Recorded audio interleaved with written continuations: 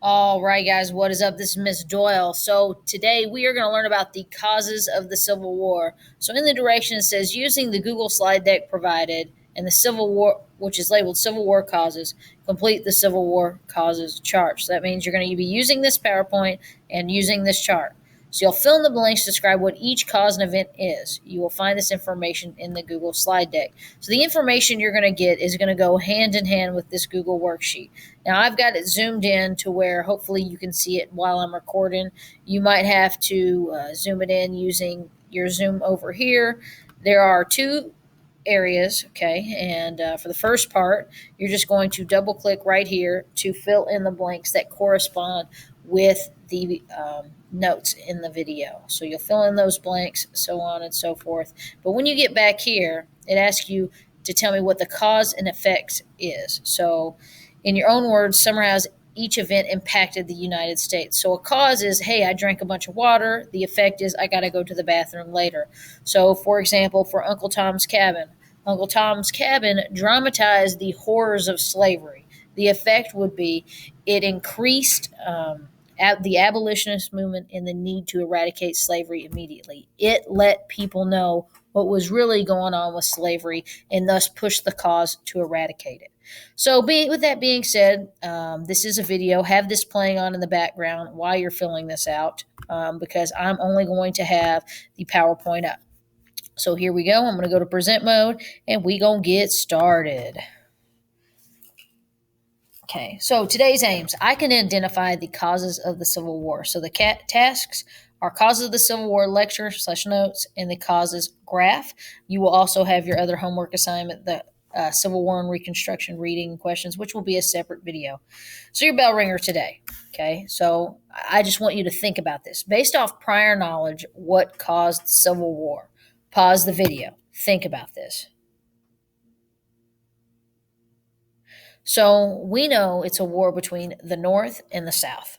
Okay. And we know the underlying issue is the issue of slavery.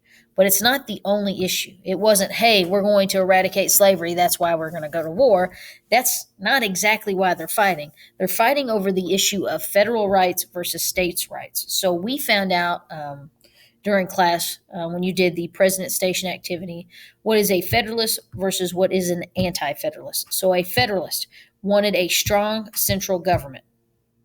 Okay, they wanted the federal government to be more powerful than the states, and they wanted a loose interpretation of the Constitution, meaning if the Constitution doesn't say you can't, then you totally can. So, with that being said, any power that they specifically weren't said that they couldn't do, they could have. Well, the Anti Federalists weren't really thrilled about it. The Anti Federalists believed in a strong state government and a weak central government, and they believed the states should have more power than the federal government, and they believed in a strict interpretation of the Constitution.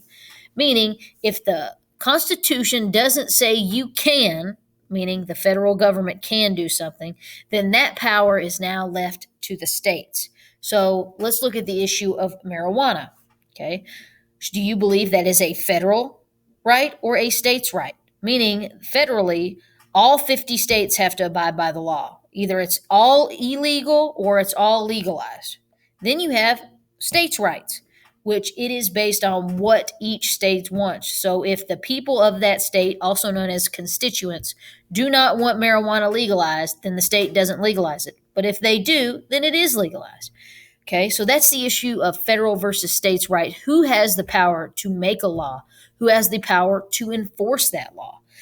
But essentially, South Carolina is going to secede from the Union over that issue of states' rights. And it just so happened because of Abraham Lincoln.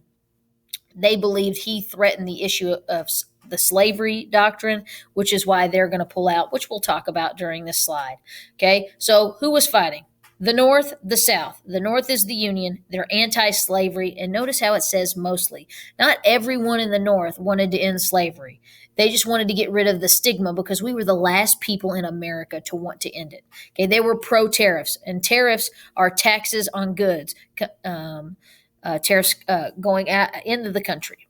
Pro federal power, meaning we wanted strong federal government. The Confederacy is the South. Okay, pro-slavery. We obviously know that, but it's still mostly, okay? It's not just like the North being anti-slavery. They are pro-slavery. And if you were not pro-slavery, you were too afraid to speak out because of the scrutiny that you would lead. They were anti-tariffs, meaning we shouldn't get taxed on imported or exported goods. And they were anti-federal power, meaning they wanted states' rights. So what were the causes of the Civil War? So this is essentially when you would pull up this video side by side to the chart if you can. All right, and here we go. The Missouri Compromise. Okay, so there's a series of events that you need to know before we can actually start. So this is actually the first fill in the blank that you're going to have on your paper. So in the first box, it says slaves worked in the South picking cotton, tobacco. Slaves had to do whatever their masters told them to do. Well, then we're leaded to the next box. So these are the three things that you need to know for your notes. In an effort to preserve the balance of power in Congress between slave states and free states, the Missouri Compromise was passed in 1820. It admitted Missouri as a slave state and Maine as a free state. It created a line at the 3630 whereby north of this latitude would be free and south of the latitude would be slave. So meaning anything above is free, anything below is for slavery. For over 30 years, the Missouri Compromise governed how slavery was dealt with in new lands and new states admitted to the Union. So remember when we're talking about the issue of federal rights versus state rights? Well, the issue became who was a slave state versus who was a free state. And the goal was to balance it out. So if we have 10 free states and 10 slave states, we're balanced. But if we have 11 slave states and 10 free states, that's a problem because most likely you have more votes that the laws are going to be passed in favor of slavery, and it could overturn some of these laws, just like the Missouri Compromise will happen because of the issue of votes. Because remember, the representatives are based on population, but senators are based on equal representation.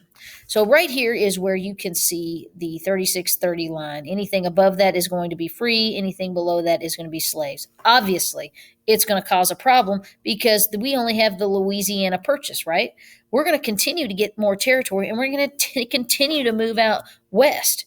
So let's talk about the Compromise of 1850. It's a series of congressional measures that had to deal with the issue of California. So it admitted California as a free state, but it did not regulate slavery in the remainder of the Mexican secession.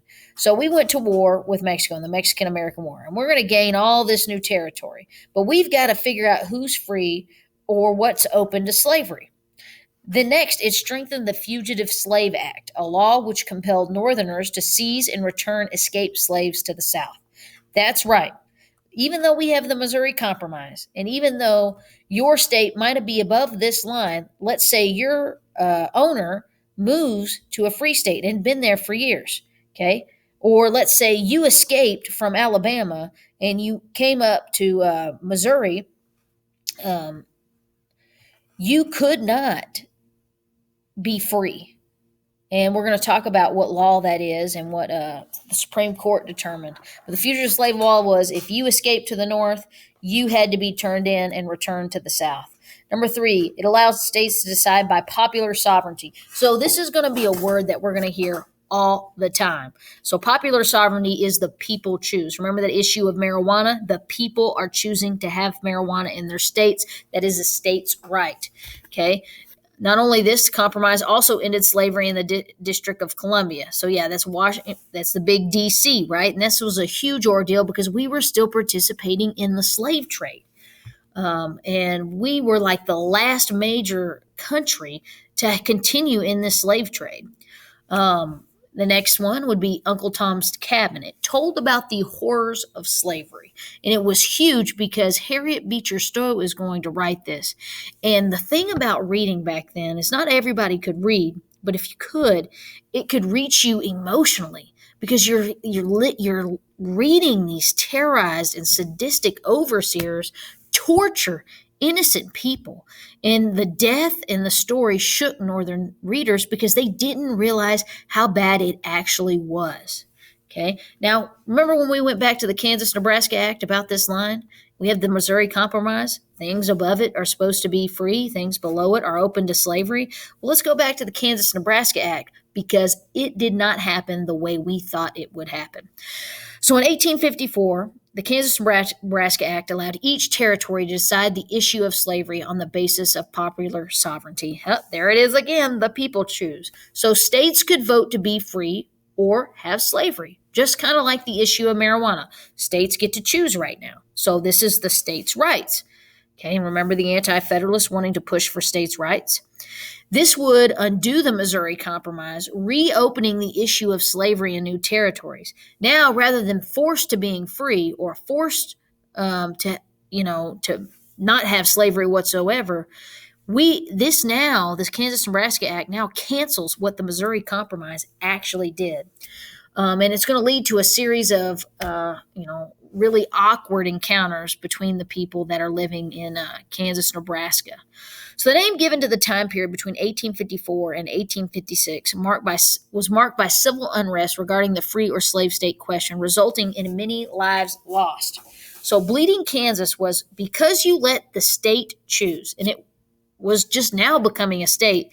There wasn't really any citizens of the state, so surrounding territories would rush in to vote, and it would cause civil unrest. People were fighting with each other. They were dogging on each other. The vote was skewed. And, this area right here was argued to be the first battle of the Civil War because the forces of anti-slaver and slavery meet, meaning people who were voting for and against got in a huge battle with each other. People were injured. People were killed over the issue of being able to vote to have slavery or not. And hold on, before we keep going, the reason why that's so significant is if that state becomes a free state, remember that 10 and 10? So if there's 11 free states versus 10 slave states, guess what legislation is going to be in favor of? Free state issues. So it was a huge ordeal. But imagine if both states would become slavery. That is 12 to 10. So it's definitely going to skew what's actually going on in Congress. And I just want to make sure you understand, Congress is the one that makes laws, okay? The president enforces laws, so that's the executive branch, and the Supreme Court, also known as the judicial branch, interprets laws. And since we understand what that means about interpreting laws, the Dred Scott decision was huge. Okay, this is another box, just like the Compromise of 1850 that you're going to need to type in, so hopefully you're paying attention. So this is Dred Scott right here. He was a slave in Missouri and went to the Supreme Court for freedom. Scott claimed he was free because his owner lived in a free state for 4 years. Hint, hint, wink, wink, Missouri Compromise. But you also know the Kansas-Nebraska Act, overruled the Missouri Compromise. So let's keep going. So when Scott sued for his freedom, the Supreme Court is going to rule and declare that slaves were not citizens of the United States, and thus they could not sue in federal courts. This was huge, okay? If you were a slave, you couldn't fight for your rights. It's saying the Constitution doesn't apply to you because you are not a person, okay? He was going to be considered a piece of property, okay? Imagine, okay, you buy your AirPods, and then because you move, you can't have those AirPods anymore. Okay, this man was considered a piece of property. I mean, that's got to be devastating.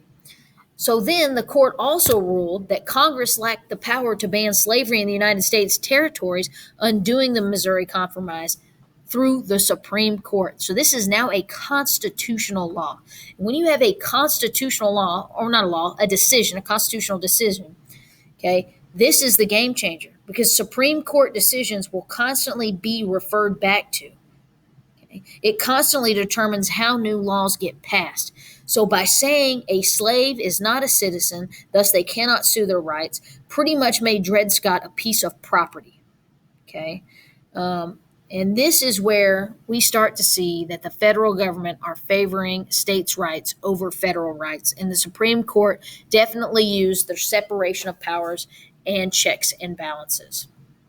Okay, so now let's look at the Illinois election for senator. What made the Civil War actually happen? Okay, it's between two candidates, Lincoln versus Douglas. Stephen Douglas supported the Dred Scott decision. Abraham Lincoln opposed it.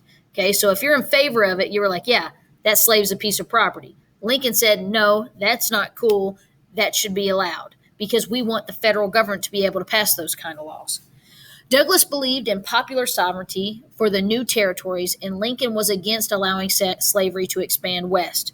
So essentially, Abraham Lincoln said, hey, slavery is okay where it exists right now, but let's not let it continue. While Douglas was like, hey, any state can change at any point in time as long as they want to because it's the state's vote, meaning it's the people's choice. Okay. So, looking at this, Douglas wins the debate, which is crazy because we're going to side with Lincoln. Okay. He's saying slavery shouldn't spread. Okay. He's saying slaves are not a piece of property and that they should be able to be citizens. But how does Douglas win the debate? You got to understand this is a different time period.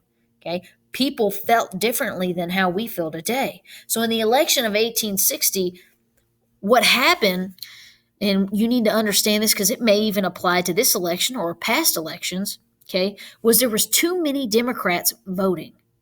Too many Democrats running, not voting. So look, you have 2 Democrats running, 1 Republican, and a third party. Okay, so if you look up here, you are pretty much splitting the Democratic vote. Okay, so imagine 29 plus 13. Okay, go ahead, do the math real quick. That's 52% versus 40%. 52% versus 18%. Because the Democratic Party was split, look who comes out ahead. Okay, because there was 2 candidates running in the Democrats allowed Abraham Lincoln to win. Imagine if there would have only been 1 candidate running. Okay, then the Democrats would have won. So yes, that means the Democrats during this time supported slavery and the Republicans were anti-slavers. Okay, so make sure you understand that the parties will eventually switch, but you need to know then Democrats supported slavery, Republicans were starting to become anti. Constitutional Union Party was just a third party. Obviously, it makes a difference. That's 18% that could have went to the Democrats or 18% that could have went to Republicans or even split. So based on the percentages, Abraham Lincoln is going to win. The Republicans won because the Democratic Party was divided. You need to understand that. The split vote caused the Democrats to lose. Lincoln's position on slavery, and this is what it was, it's fine where it exists, but do not let it to spread further. Southerners were worried because of that statement that Lincoln would end slavery.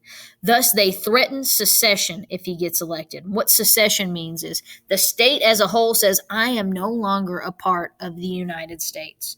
We are our own territory. We want nothing to do with you. We don't like how this went. So they're essentially acting like a child saying, because I didn't get my way, because I didn't win, I'm not going to listen to you. So when he gets elected, that ultimately is the cause for South Carolina to start seceding. Some other things that you need to know, okay, is John Brown. So there are certain abolitionists that you need to know about, okay? First of all, John Brown was an abolitionist who tried to get weapons to give to slaves for an uprising against their masters. He was unsuccessful, but he was considered a hero by the North. So essentially, he had it in his head, hey, if I get them to uprise and fight for their rights, they'll be good to go. But that's not the case, okay? He obviously failed at that, but he is going to be known as an abolitionist. I want to make sure you understand what an abolitionist is. It's somebody who wants to eradicate slavery immediately. So he's a very infamous one that you do need to know. The Deep South does succeed, okay? South Carolina seceded on December 20th, 1860, and by February 1861, 6 more states, all in the Deep South, had joined South Carolina in forming the Confederate States of America. Significantly, the new Confederate government was headed by men who were moderates and who had not led the secession movement. Significant, too, is the fact that the Confederate Constitution resembled the U.S. Constitution. The South did not secede in order to create a slaveholders' utopia. The South dreamed of restoring the Union as it had been before the rise of the Republican Party, and even though the Confederate Constitution protected slavery, it was hoped that some or all of the northern states would join the Confederacy. A compromise that you do need to know that's very important. There was a last-minute effort to save the Union. So, hey, look, please don't go. Please come back. In Congress, support grew for a plan to put forward by Senator John Crittenden, the essence of which was to settle the problem of slavery in the territories by extending the Missouri Compromise line to the Pacific. So rather than just having it where the Louisiana Purchase was, it was going to go all the way to California. Okay. Lincoln rejected this plan because he did not think it would end secession, and because he viewed it as a repudiation of the principles on which he had been elected. Also, because the Supreme Court ruling of Dred Scott undoing the Missouri Compromise and declaring that Congress did not have the power to touch the issue of slavery. So these are all factors that went into this compromise. So it was just a last-ditch effort to restore the Union together. Okay. And because that last-ditch effort did not win, the war came. President Buchanan had made no attempt to coerce or use force the South back into the Union, and many Northerners wanted to let the South go in peace. So it was an issue of unionism, is why Lincoln is going to want to go to war. Not to the issue to end slavery, even though that's the underlining reason, because that's the whole reason why they're leaving. It's that we got to unite America together. Most Northerners, however, wanted forceful action to preserve the Union. So what caused the Civil War? This is the thing you need to know, was the attack on Fort Sumter. So when he took office, he discovered that he must either quickly resupply the federal garrison in Fort Sumter, South Carolina, or surrendered it. He opted for resupply and informed the governor of South Carolina of that decision. Before the supplies could arrive, South Carolina forces opened fire on Fort Sumter on April 12th, and they captured it. So the South attacked them because they knew the supply was low. They successfully were able to take over because that supply being low. And because of that attack, we have the Civil War. And it would lead to a series of secessions. Only 4 slave states remained in the Union. So yes, Delaware, Maryland, and of course, Kentucky was almost like a neutral state. They had slavery, but they wanted to be a part of the United States, as well as Missouri. The general public responded eagerly to what they expected would be a short war. I mean, look, we have this area right here versus them. We would think that we would unite, but apparently they just broke off and they created the Confederate States of America, basing their constitution off of us. And they're going to elect Jefferson Davis to be the person that is going to lead their new country. So what it ends up being is a total war, meaning all of America's resources. So all the Union resources, all the Confederate resources are going to be used. Although it had been an issue of slavery that did lead to secession, people at the time defined the war in terms of whether or not the Union was indissoluble. So could it actually break apart? And of course, after the end of the Civil War, we're going to make sure this never happens again. And that's called Reconstruction. Stay tuned for the next lesson. Because the North could restore the Union by only destroying the Southern will to resist, the Civil War became a total war. And we're going to learn about Reconstruction and another wonderful slide later this week. So but you need to understand the basics. Reconstruction is the time period after the Civil War where we tried to rebuild the South. The federal government proposed many plans to readmit the defeated Confederate States to the Union. What you need to understand, the North won, aka the Union won. We're going to restore it, and we'll talk about Reconstruction another time. So make sure that you fill out this chart. Make sure you fill out page 1 as well as page 2. Remember, this is cause. So the election of 1860 led to the effect of South Carolina is going to succeed because they believe Lincoln's going to touch the issue of slavery, thus starting the Civil War.